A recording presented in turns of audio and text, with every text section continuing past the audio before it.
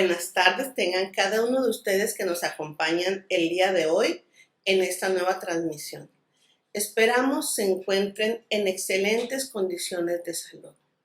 El día de hoy veremos una reflexión sobre un personaje muy importante en la Biblia, cuya vida es muy interesante y muy edificante leerla cuando nosotros la vemos en la Biblia. Sus demostraciones de carácter y de poder, y sobre todo las historias de sus proezas, han fortalecido nuestras vidas en muchos momentos. Hoy hablaremos sobre Elías y nos dejaremos llevar por el relato mismo de la Escritura. Elías es un personaje ampliamente conocido en la Biblia. Es mencionado tanto en el Antiguo como en el Nuevo Testamento. Y no solamente es mencionado, sino que su persona aparece en ambas épocas.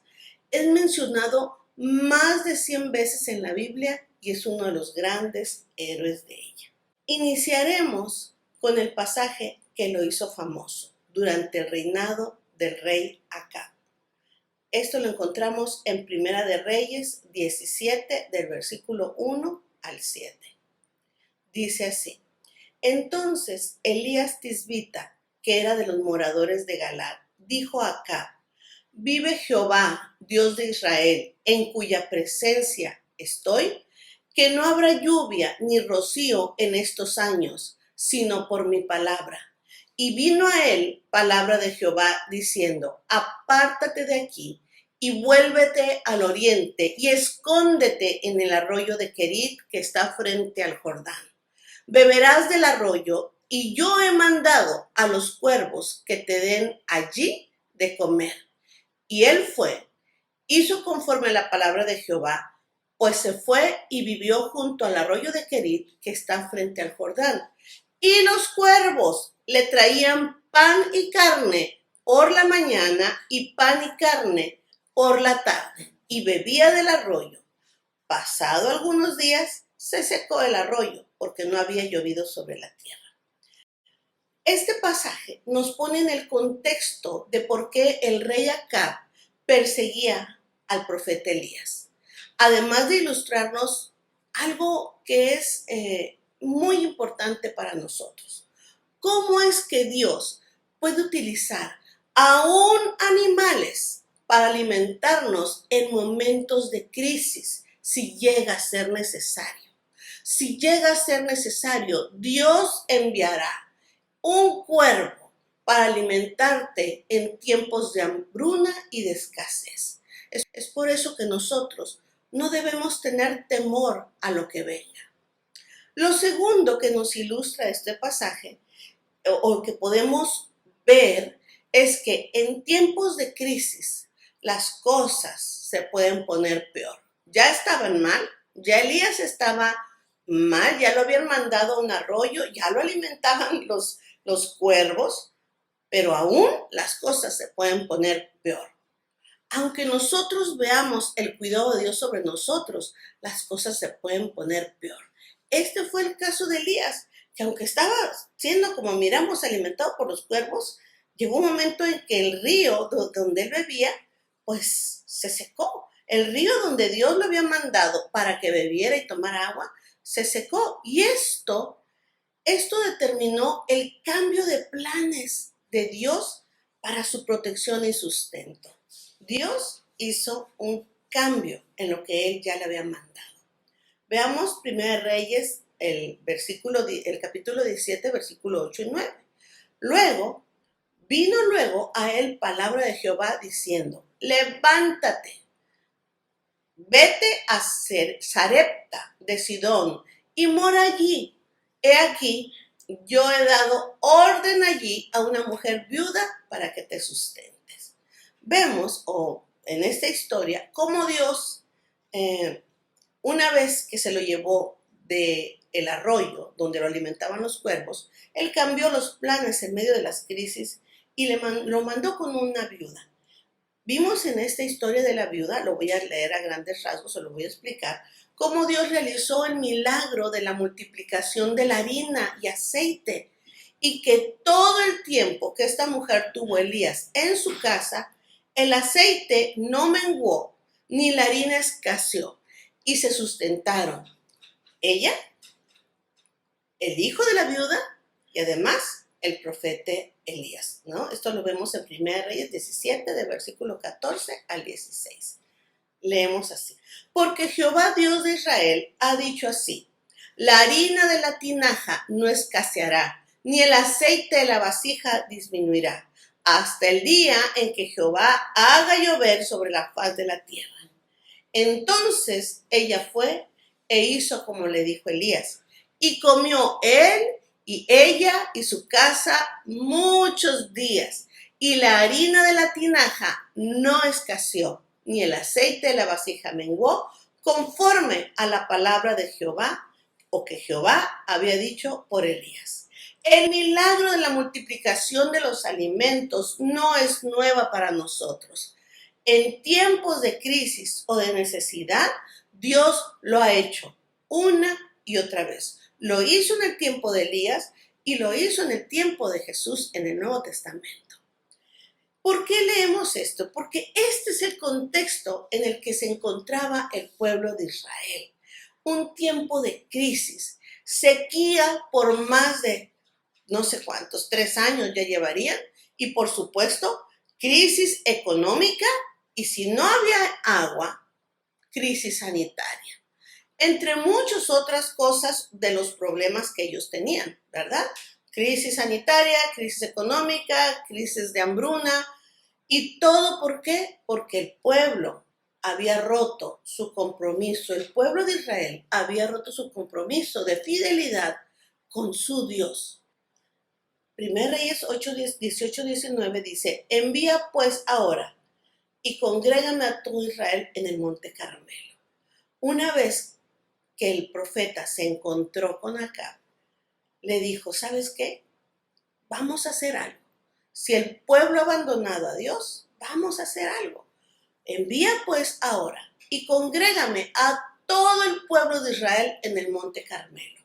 Y los 450 profetas de Baal y los 400 profetas de Acera, que comen en la mesa de Jezabel, que era la esposa del rey Acab, ¿verdad?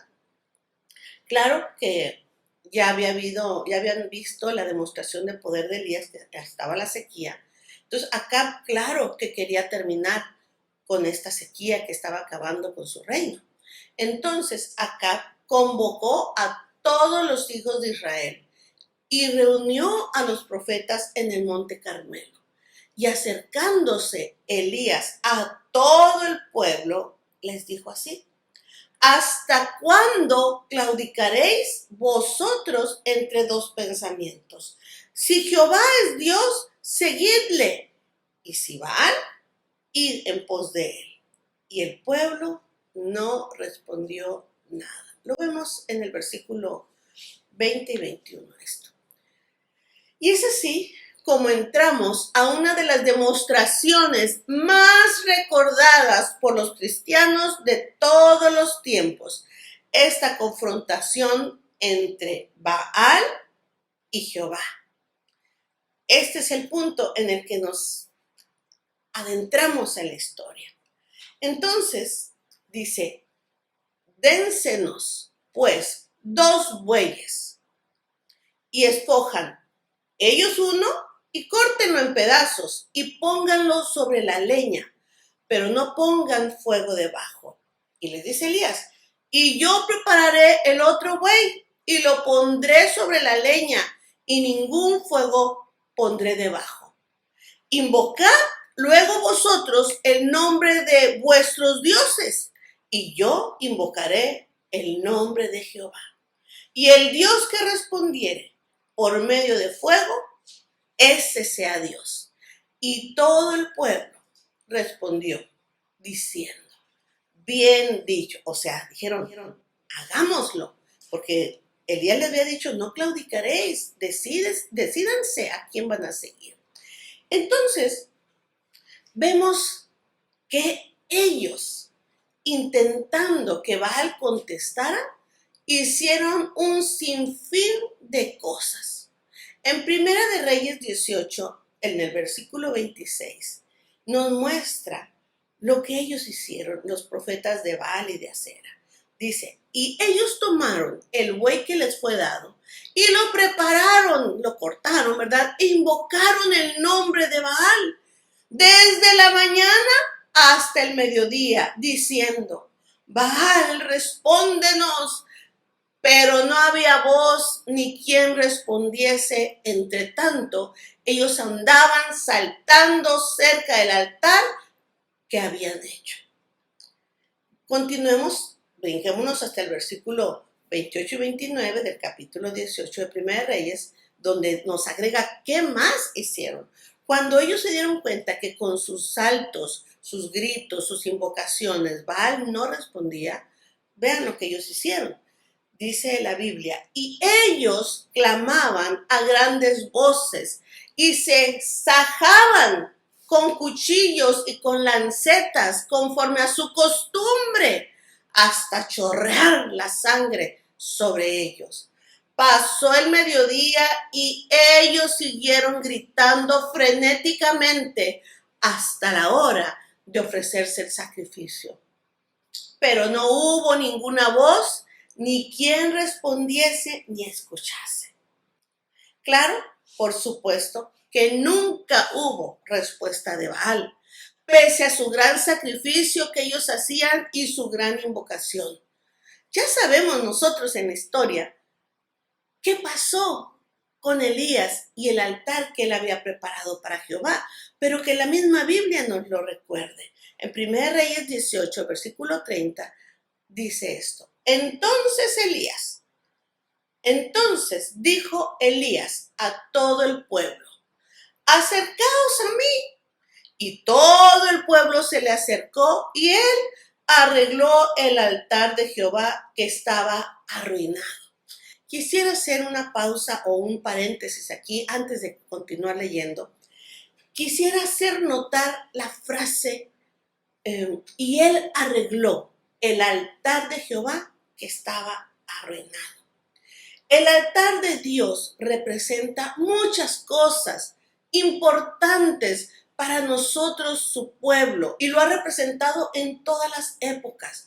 El altar a Jehová es una frase que representa mucho de lo importante en nuestras vidas. El altar de Dios representa el lugar donde nosotros vamos y le agradecemos a Dios por lo que Él nos da. El altar a Dios representaba también para ellos el lugar donde se ofrecían los sacrificios con los que se buscaba agradar a Dios. Y este lugar, lo que representaba este lugar, estaba arruinado en este momento por la actitud y la conducta del pueblo. Habían abandonado el altar a Jehová, estaba arruinado. Y Elías, simbólicamente, dice que él lo arregló. Él arregló el altar de Jehová que estaba arruinado. Continuamos leyendo. Preparó luego la leña y cortó el buey en pedazos y lo puso sobre la leña y dijo, llenad 4 cántaros de agua y derramadla sobre el holocausto y sobre la leña. Y dijo, hacedlo otra vez. Y otra vez lo hicieron. Y dijo, hacedlo la tercera vez. Y lo hicieron la tercera vez. Debemos observar esta acción de echar agua. Esto es tan importante que observemos esto y que parece, ¿verdad? Parece que es fácil de entender que le echó el agua. Pero debemos poner mucha atención. ¿Por qué le echaba el agua? Claro, para hacerlo más difícil que ardiera la leña. Una chispita o cualquier cosa no iba a encender esa hoguera, ese altar. Échenle agua, vuélvenle a echar y vuélvenle a echar agua para hacerlo más difícil que esto hubiera lugar a dudas, ¿verdad? No se olvide de esto porque lo vamos a tocar más adelante.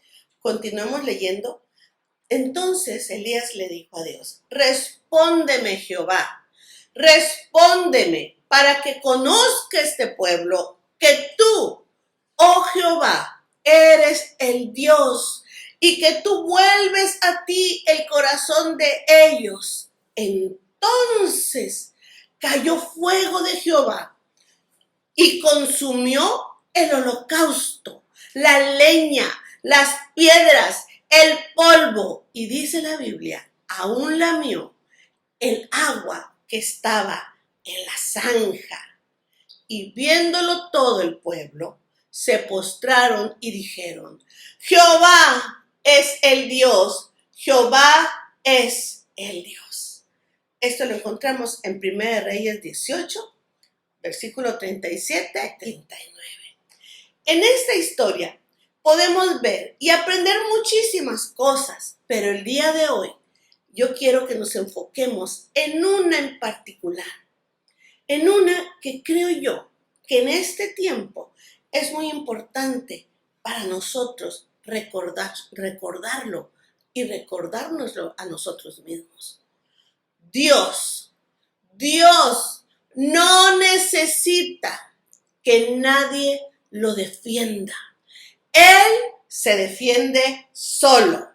No importa qué tan difícil sea, o sea, cuánta agua le echen a una situación o en un momento, no importa qué tan difícil sea la situación, Dios es tan poderoso que Él se defiende solo. Él se ocupa de su reputación. Él hace justicia cuando Él quiere y Él para la maldad cuando Él lo desea hacer. Dios se defiende solo. No necesita que nadie lo defienda. Lo vimos la semana pasada cuando hablamos o mencionamos un poquito sobre Sodoma y Gomorra, sobre Nínive, sobre Babel, aún sobre en la historia del diluvio, cuando la tierra misma, ¿verdad?, tuvo este evento del diluvio. Dios decidió intervenir cuando la maldad o cuando Él vio que la maldad de los hombres era tanta. Él decidió intervenir entre los hombres, en su medio, en su época, e intervino. Nadie se lo pidió. Él lo hizo cuando Él escuchó el clamor de esa maldad, cuando Él vio sus intenciones. Dios interviene. En Babel no los destruyó, solamente los dispersó. Hay otra historia que podemos relacionarlo con esto que estamos leyendo y para donde queremos llegar. Es la historia de Eliseo. Cuando la maldad aumenta en todos los tiempos y ante el incremento de la maldad, ¿cómo nos habla Dios a nosotros? Mire, cuando leo la historia de Eliseo, donde él ora para que su siervo pueda ver quiénes están a su lado, aquellos seres angelicales que no son visibles a simple vista, cuando veo tanta maldad, el incremento de tanta maldad, y leo esta historia de Eliseo, me llena de esperanza al recordarme que aunque la maldad aumente, no estamos solos. Son más los que están de nuestro lado que los que están en contra. Acompáñenme a leer este pasaje del que les hablo. Dice en 2 de Reyes 6, del versículo 15 al 17. Y se levantó de mañana y salió el que servía al varón de Dios, o sea, el siervo de Eliseo. Y aquí el ejército que tenía sitiada la ciudad con gente de a caballo y carros. Entonces su criado le dijo, Señor mío, ¿qué haremos? Él le dijo, no tengas miedo, porque más son los que están con nosotros que los que están con ellos. Y oró Eliseo y dijo, te ruego, oh Jehová, que abras los ojos para que vea. Entonces Jehová abrió los ojos del criado y miró, y he aquí que el monte estaba lleno de gente de a caballo y carros de fuego alrededor de Eliseo. Veamos un solo ejemplo de cómo cuando Dios quiere intervenir, Él lo hace. y no necesita que nadie haga nada. Él lo hace porque Él quiere y porque Él lo ha determinado. Ezequiel 16, versículo 49 y 50 dice esto.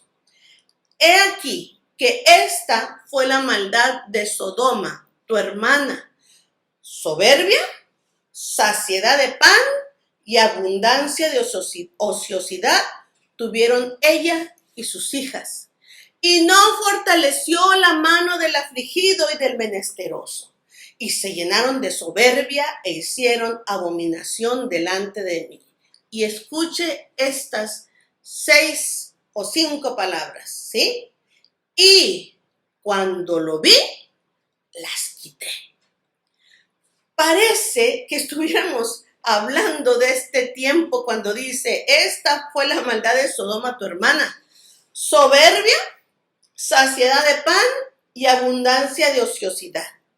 Parece que veo a mucha gente tirada en una silla, en su asiento, jugando, viendo series, comiendo, perdiendo el tiempo, ¿verdad? Con todas sus necesidades satisfechas. Me habla mucho de cómo estamos en este tiempo.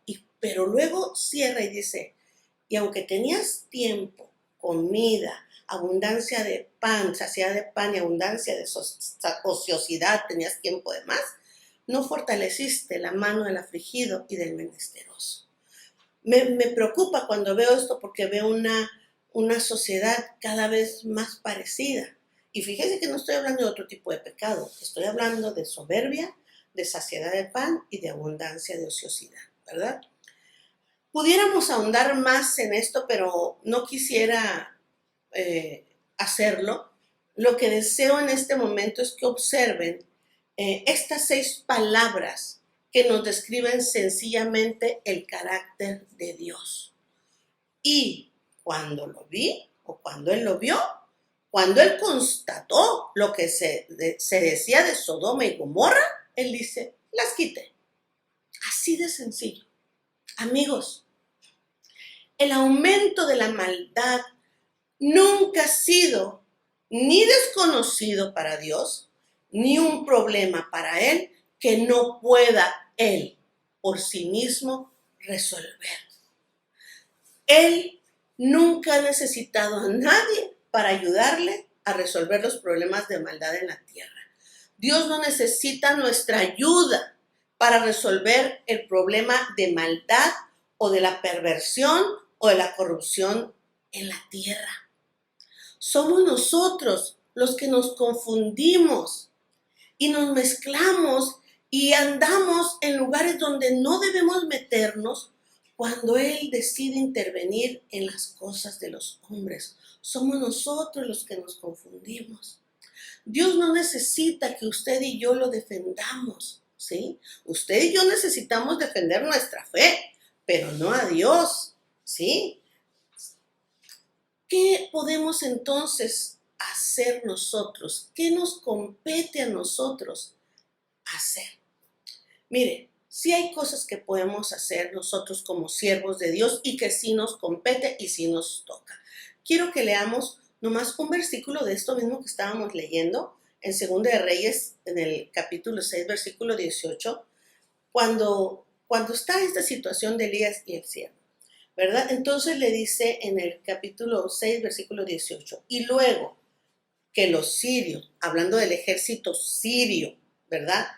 Que los tenía sitiados, dice, y luego que los sirios descendieron a él, oró Eliseo a Jehová. Oró Eliseo a Jehová y dijo, te ruego que hieras con ceguera a esta gente. Escúchame, le dice, te ruego que hieras con ceguera a esta gente. Y los hirió con ceguera conforme a la petición de Eliseo. El siervo Eliseo, el profeta Eliseo, el siervo de Dios, no se agarró a golpes con el general, no se hizo de palabras de dimes y diretes, no se agarró a golpes con el ejército sirio. Dice aquí que el gran Eliseo, el seguidor de Elías, le rogó a Dios para que hiriera con ceguera a ese gran ejército que estaba sitiando la ciudad y que atentaba contra su vida. Eliseo era un siervo al que Dios escuchaba.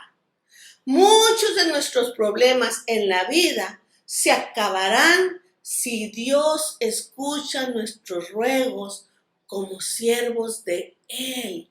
Mucho de lo que en esta vida va a cambiar es si Dios escucha nuestros ruegos, nuestras oraciones, nuestras peticiones a Él por el mundo en el que vivimos. Nuestro trabajo, amigos, no es pelearnos con el mundo. Nuestro trabajo es orarle a Él, entrar en su presencia, entrar en nuestra habitación o donde nosotros estemos, caer de rodillas y pedirle su intervención en nuestro medio, en nuestra tierra, en nuestra ciudad. Pero aquí la pregunta es, ¿qué tanto de tu tiempo ocupas en orar y rogarle a Dios como un siervo de Él? Nuestro ministerio está en la presencia de Dios, cerrada nuestra puerta, donde no hay cámaras, donde no hay protagonismo, donde solamente estamos Dios y nosotros entrando en esta dimensión de la oración, de la intimidad. Amigos, quisiera yo, para terminar, contarles una historia que me acuerdo vagamente o que recuerdo así con muy pequeños detalles, pero que en su momento cuando la escuché me marcó para toda mi vida. Esta es la historia, una historia sencilla de una mujer, una esposa que manda a su esposo por pescados. Le pide que vaya al río a pescar para que traiga los peces para la comida, ¿no? Y el hombre va, agarra su caña, su botecito y va. Y cuando él va hacia el río, le sale en el camino una víbora, una serpiente. Y él la mata, porque pues se le atravesó. Y le sale otra y la mata.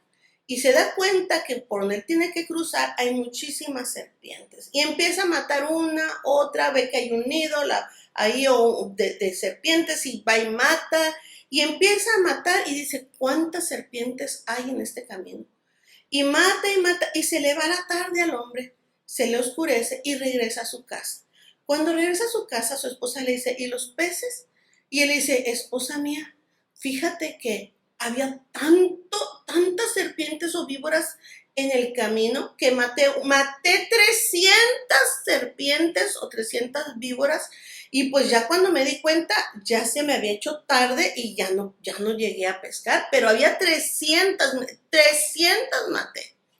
Y la esposa le dice, pues sí, pero no vamos a comer porque te mandé por peces, no a que mataras víboras. Tu objetivo era ir de pesca, no acabar con las víboras de ese rincón. Y a mí me marcó tanto esta historia cuando me dijeron esto. Hermanos, nuestro trabajo no es matar víboras. Nuestro trabajo es el ir de pesca. Quiero recordarles y terminar que nuestra función en esta tierra, primeramente, es pasar tiempo con nuestro Dios en oración, en comunión con Él. Nuestro primer ministerio no es público, es en intimidad con nuestro Dios. Y lo segundo que Cristo mismo nos mandó hacer es si me permiten, quiero leérselos, que es la gran comisión. Jesús les dijo, id por todo el mundo y predicad el evangelio a toda criatura. El que creyere y fuere bautizado será salvo, mas el que no creyere será condenado. Y estas señales seguirán a los que creen. En mi nombre echarán fuera demonios, hablarán nuevas lenguas, tomarán en las manos serpientes y si bebieren cosa mortífera no les hará daño. Sobre los enfermos pondrán sus manos y sanarán. ¿Por qué le digo a usted esto?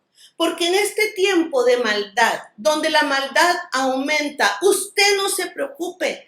Dios lo usará a usted si Él quiere usarlo para ir en contra de esta maldad, para destruir las obras de la maldad.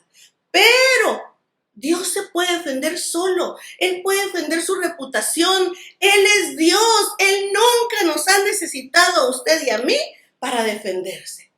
Pero lo otro que quiero decirle es, no pierda de vista nuestro llamado y nuestro destino y sobre todo la comisión que Dios nos ha hecho. Ir por todo el mundo, prediquemos el Evangelio, hablemosle a la gente de quién es Dios, quién es Cristo, la obra que Él vino a hacer. Y el que creyere y fuere bautizado, que sea salvo. Y el que no, que continúe con su vida como hasta el día de hoy lo ha hecho. Recuerden, en tiempos de maldad, cuando el pecado sobreabunda, sobreabunda la gracia. Y Dios nos usará a nosotros para sanar a los enfermos. En medio de una generación cada vez más perdida, Dios nos usará para ir y orar por los enfermos y que sean sanados, para que el milagro y la multiplicación vuelva a ser hecho. Dios nos usará como sus siervos para cambiar el medio donde nosotros nos desarrollemos. Recuerden que nuestro trabajo es ir por todo el mundo y predicar las buenas de salvación. Hablarles a los afligidos, hablarles a los que tienen necesidad de Dios. Usted no se preocupe por las serpientes, usted no se preocupe por las víboras. La Biblia dice que aunque tomáramos cosa mortífera, que aunque una de ellas nos picara, su veneno no tendrá poder sobre nosotros. Continuemos caminando en este mundo tan necesitado, llevando la palabra de salvación, llevando la palabra de esperanza, no confrontándonos con aquellos que solamente nos quieren distraer. Sigamos en aquello para lo que Dios nos habló. Dios nos ha preparado, Dios nos ha protegido y Dios se puede defender Él solo. Muchas gracias por su atención. Espero que esta reflexión sea de edificación para usted y los suyos y los esperamos la próxima semana. Hasta la próxima.